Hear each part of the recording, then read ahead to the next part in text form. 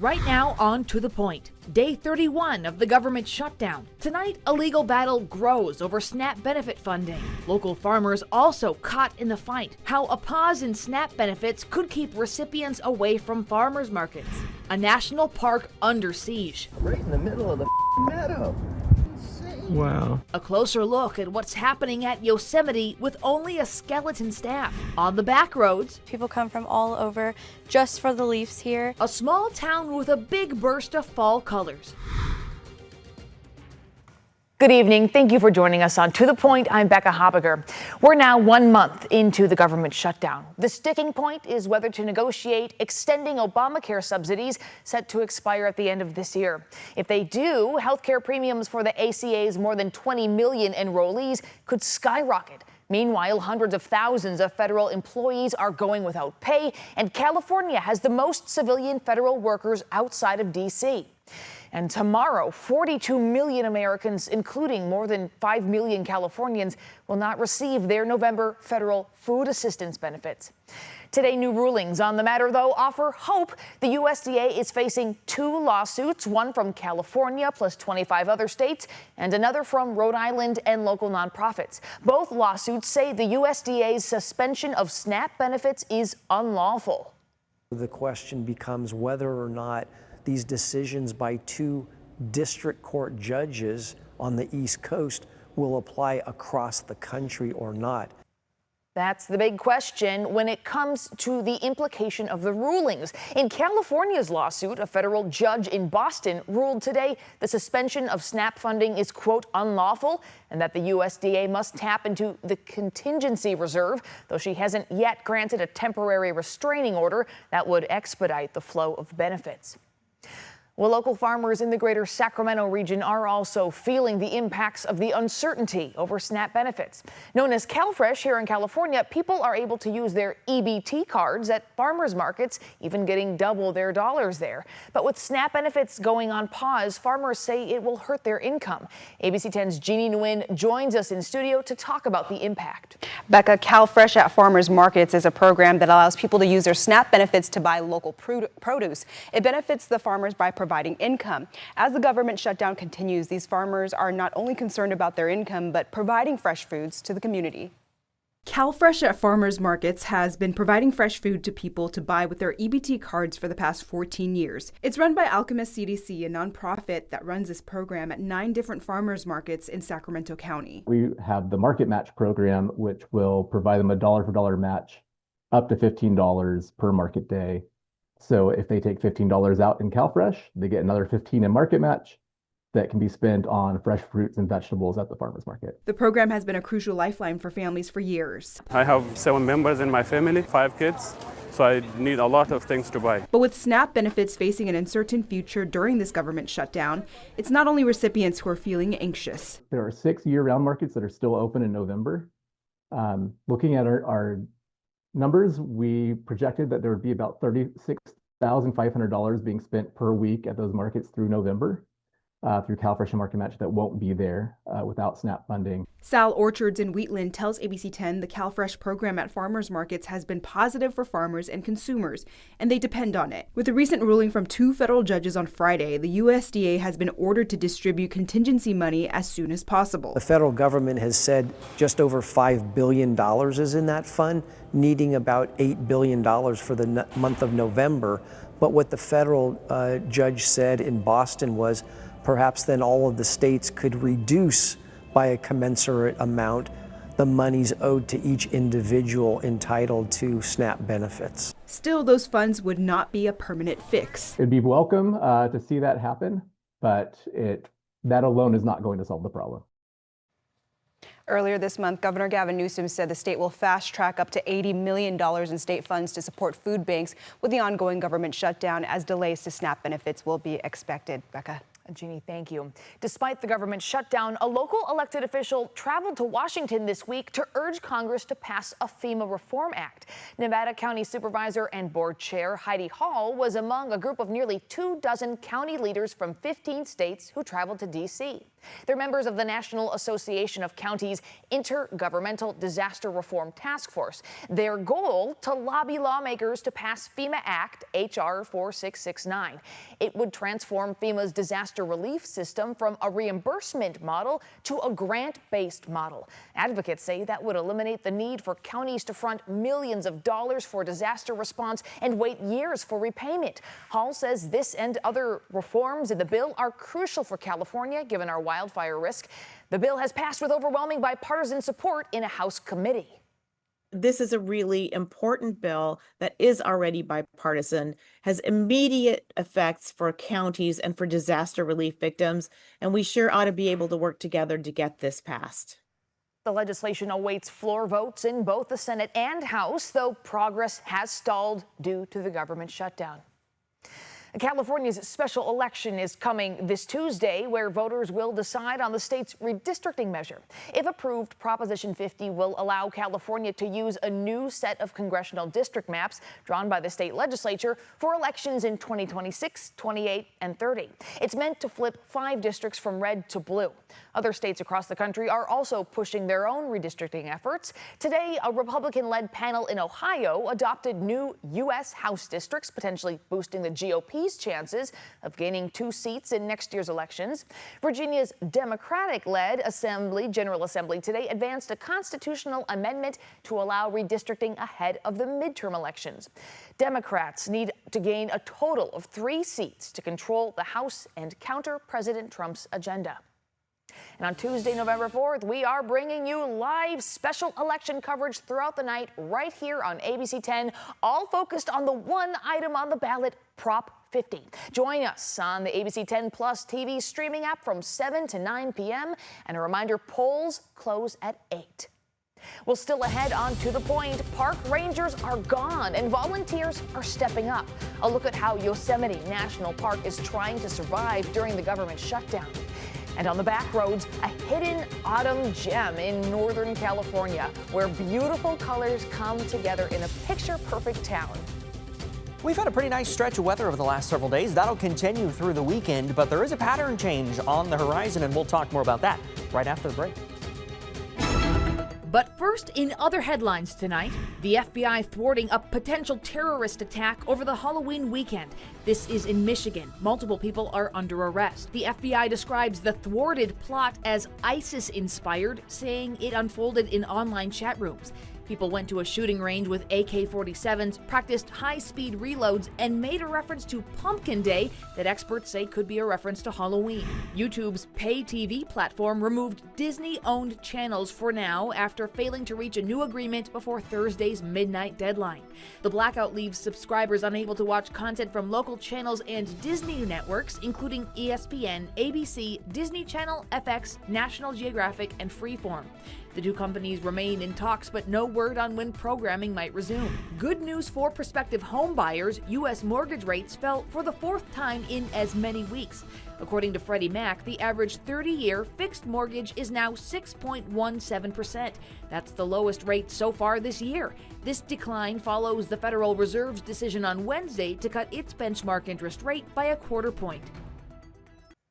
ABC 10 meteorologist Brendan Minchef joins us now with the forecast. Brendan, it's a great night for trick-or-treating. Yeah, we really could not ask for better weather for Halloween evening. We made it to 80 degrees this afternoon, but we're already in the low to mid 70s across the valley. 74 in Sacramento right now, 72 in Stockton, 73 in Modesto, 67 in Jackson, 50 up in Truckee and in South Lake Tahoe. As we look at that trick-or-treat forecast, maybe a few high clouds coming through, but temperatures, we're going to stay in those 70s for the next hour or so. Then we're dropping into the 60s. You really won't need to think about a jacket unless you're going to be out past about 8:30, 9 o'clock.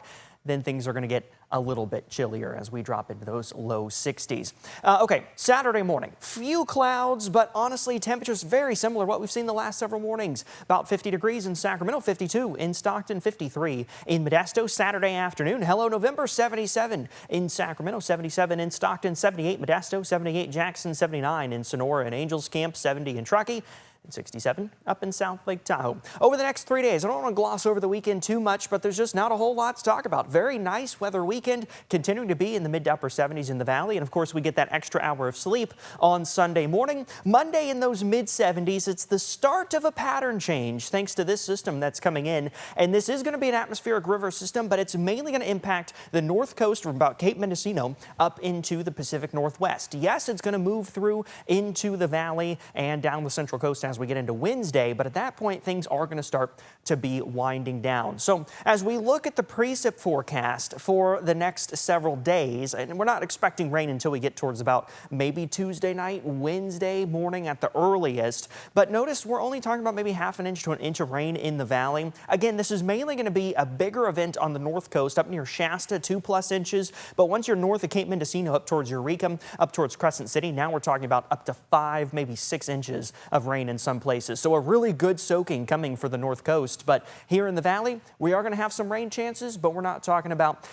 huge rain chances. And notice there in the high country, in terms of rain or snow, yeah, some snow, but it's mainly going to be above 7,500 feet. More on that as it gets closer. We'll hash out those details, but temperatures are going to take a tumble. We're going to go from mid 70s on election day into the mid 60s the next day. Becca? Fall is here. Brendan, thanks so much. Well, next on To the Point, even through furloughs, layoffs, and now a government shutdown, Yosemite is still open but struggling with a lack of staff.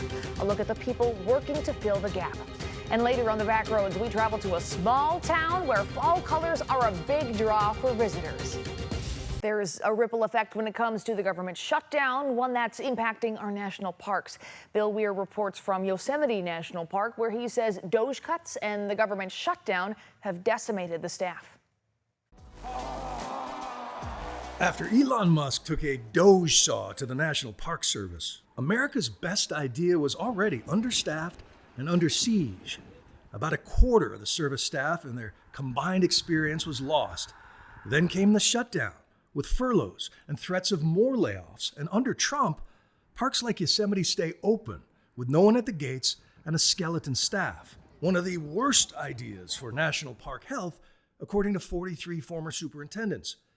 They tried but failed to convince Interior Secretary Doug Burgum to protect the nation's most cherished landscapes from unmanaged crowds. I'm concerned, definitely. I've seen this kind of stuff before in the past. This one feels a little different. I have a feeling it's going to last a lot longer. As founder of the Yosemite Climbers Association, Ken Yeager has been a fixture on rocks like El Capitan for over 50 years. I worry about damage in a lot of ways to these parks. When you got so many people in a national park like this, it disrupts the wildlife, disrupts the plant life.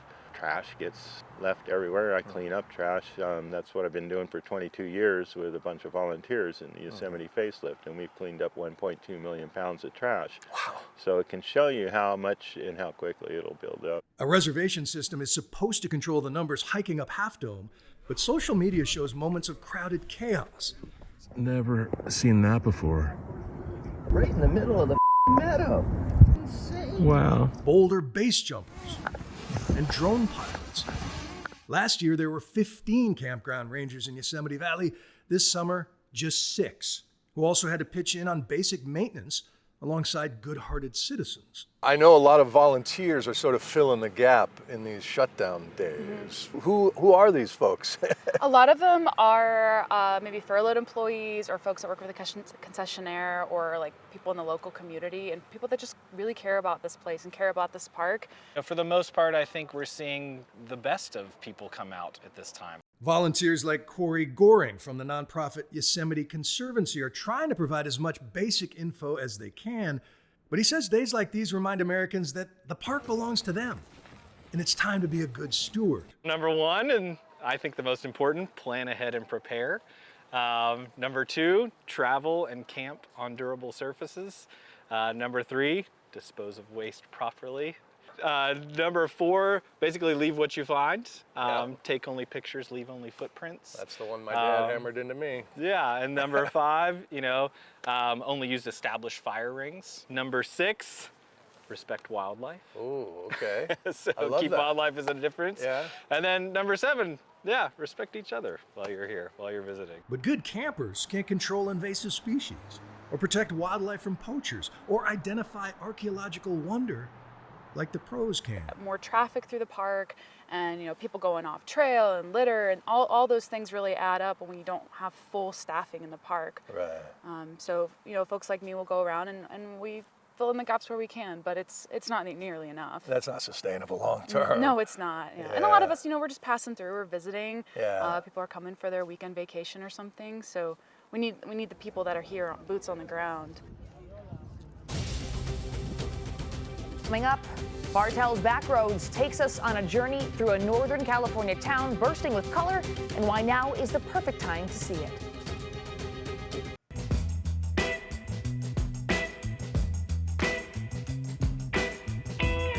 You never know what you'll see on the Backroads. Tonight, John Bartell takes us to Shasta County for an eye full of trees that are bursting with fall colors. Northern California isn't known for its fall colors.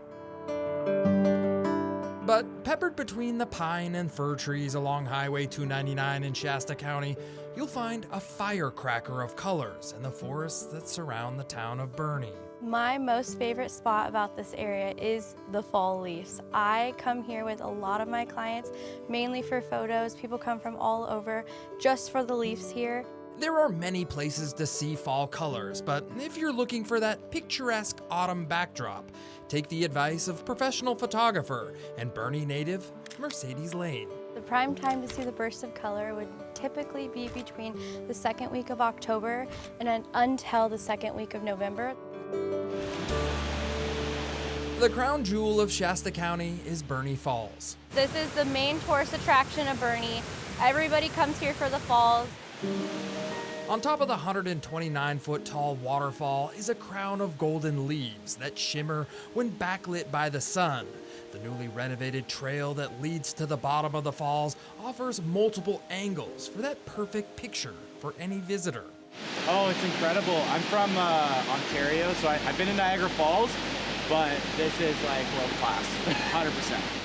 This area is sacred to the Pitt River tribe and deserves the utmost respect. Staying on trail is not only mandatory, but it'll get you close enough to experience the cascading water.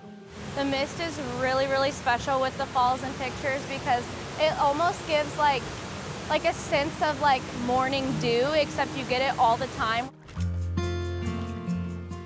Not far from the falls is Lake Britton Beach, and if you come early in the morning, before the winds hit the lake, you'll get to experience a mirror-like effect on the water. A lot of people, when they come to Bernie Falls, they forget that this is a place to come to.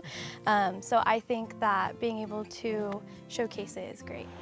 Lake Britton is full of colors. At the western edge near the dam is a bunching of yellow and orange oak trees that line the canyon. But over on the eastern edge of the lake, fall colors surround the iconic railroad bridge that was used in the 1986 coming-of-age movie Stand By Me. This is where all the kids would walk across the train tracks and then they go, "Train!" And they look and they see the train coming. And in the movie, they actually jump right into this pit right in this area, and they had like these big platform things for them to jump onto. Another lake beaming with color is Baum Lake, where you not only get to experience a canopy of red, yellow, and orange trees, but there's also a good chance you'll witness fishermen reeling in monster trout and a variety of wildlife. There's a lot of deer that hang out here. We have some apple trees down the way. The deer love the apples. There's a lot of birds, ducks. You see honkers that fly over a lot. Northern California is not known for its fall colors, but in this little nook of Shasta County, the foliage is waiting to be discovered, at least before the first big wind or snowstorm hits. Checking out the fall colors in Northern California, I'm John Bartell. Hope to see you on the Backroads. Well, thank you so much for joining us. If you have too much candy this weekend, remember you get an extra hour to sleep it off on Sunday with the end of daylight saving time. And to watch stories featured on To The Point, including Bartell's Backroads, you can download our free ABC 10 Plus streaming app to your TV. Have a great and safe night. We'll see you back here soon.